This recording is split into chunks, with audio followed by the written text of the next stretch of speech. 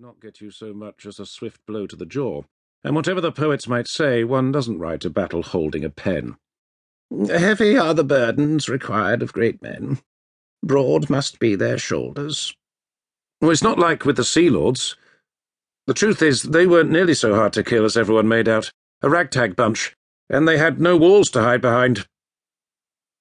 Not for the first time, Eudokia wondered if it had been wise to arrange the short series of naval battles that had cleared the southern coast of pirates and established within the minds of the more credulous citizenry a group that apparently included Konstantinos himself, her stepson's reputation for invincibility.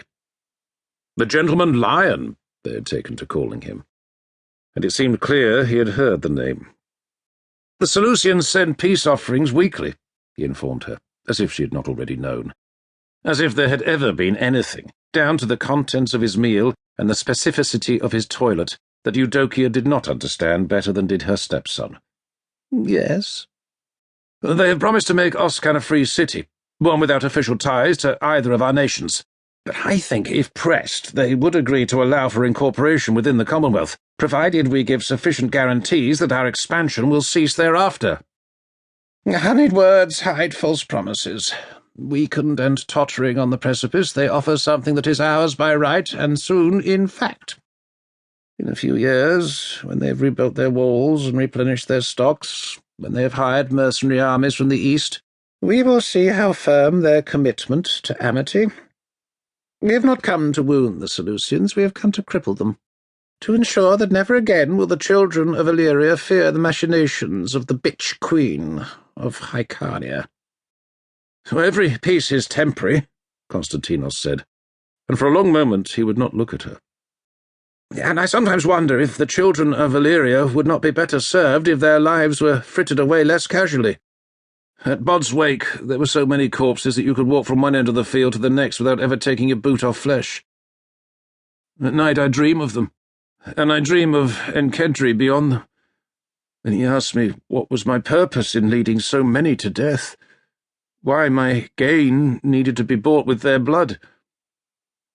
And I have no answer for him, Mother. I have no answer. The sharp slap echoed loudly within the tent.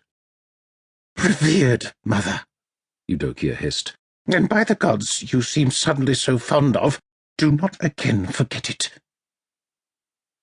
It had been a calculated provocation, as was virtually everything that Eudokia did. And like virtually everything Eudokia did, it had the intended effect. Konstantinos blinked twice, and the colour began to return to his face. He looked angry and ashamed, but at least he no longer looked like he was going to vomit on his trousers or turn his knife against himself. Men die, Eudokia said simply. Such is the purpose of men. Or did you suppose mortality some recent invention of your own? The Themas are blessed to expire in service of their beloved Illyria, in service of her national destiny. To die is their burden. To lead them into battle is yours, as it was your father's, and it shames me to watch you quiver beneath it. The world is filled with men. The world shakes them off daily, hourly, every moment, unmourned and unconsidered, as a mutt does fleas.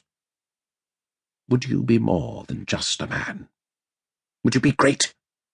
This is the price asked of you, the price demanded.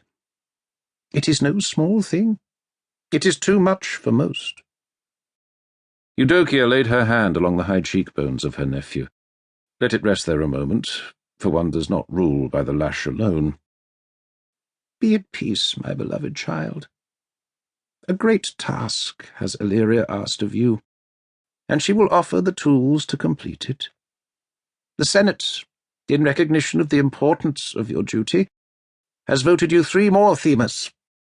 And what arm-bending had that taken? 2 of them had come from the marches, and she had been forced to pay a call on every senator with an estate in the hinterlands offering assurances that the marchers had been well and truly obliterated, which of course had been her purpose in provoking them into revolt some years earlier, making certain of her western flank before moving east.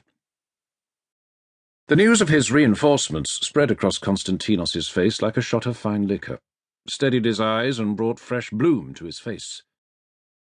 3